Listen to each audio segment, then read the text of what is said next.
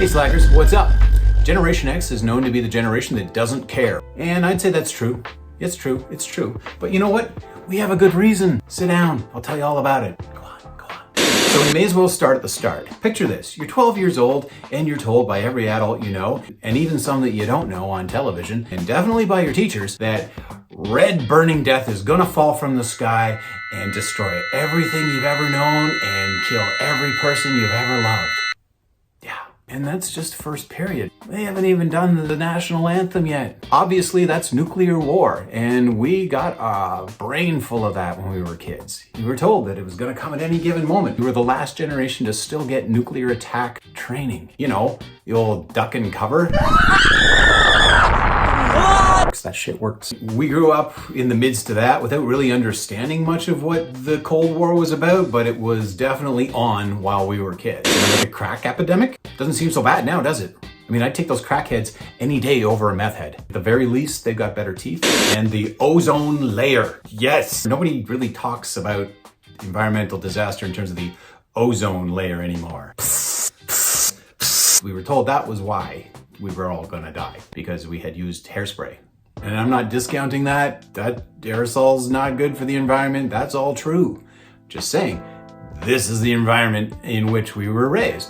Constant fear, constant concern about impending doom. Also, go to soccer practice. The world's gonna come to a burning, fiery end, and don't forget to do your homework. All this stuff was just normalized. We were given the reason to be afraid and then told to just, get on with it. And then you fast forward to when we're all like sort of quasi-adults and boom, Y2K. For lack of a zero or something, the world was gonna come apart. At that point, it was only sort of vaguely clear how much of the world was dependent on computer technology anyway, although it was clearly a lot. A lot of us didn't necessarily have our thumb on the pulse of technology, so to suddenly be told that technology was going to come to a crashing end and bring the world with it on New Year's Eve 2001, 1999, it's a long time ago. Anyway, point is, it didn't happen.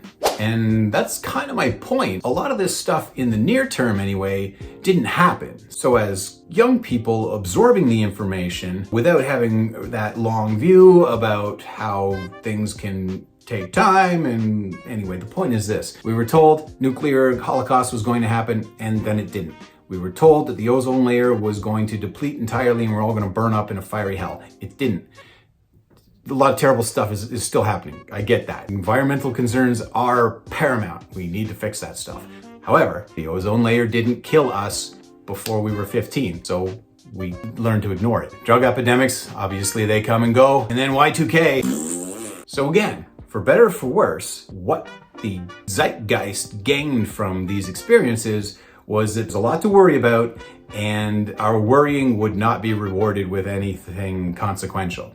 Nothing really happened. This wasn't like it was just a question of us not getting it and not having the patience to see the downfall that was coming. It was constantly reinforced, not only by the adults in our life, but the adults that weren't in our lives, the ones that were making movies and media and that kind of thing. We all grew up on awesome post-apocalyptic movies. Road Warrior, Mad Max, part of the same thing. The Terminator, Escape from New York, Brazil. They're all still making us read 1984 like we were supposed to get upset about that. And then we did, but then nothing happened.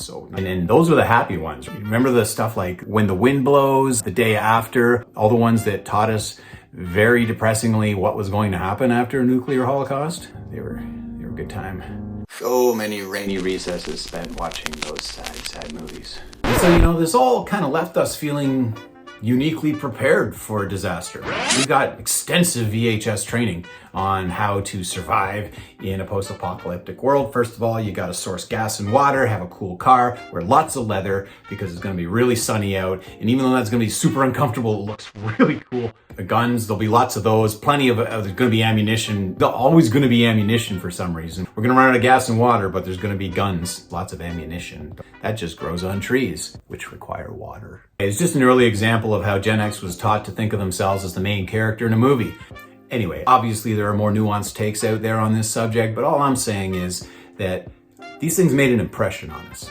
We were told these things were gonna happen, we were afraid of them happening, and then they didn't happen. That made an impression. For better or for worse, right or wrong, it made an impression. And that's why Gen X doesn't care. That's what I got for you. Bye. See you later, guys. Have a good time. Watch the skies.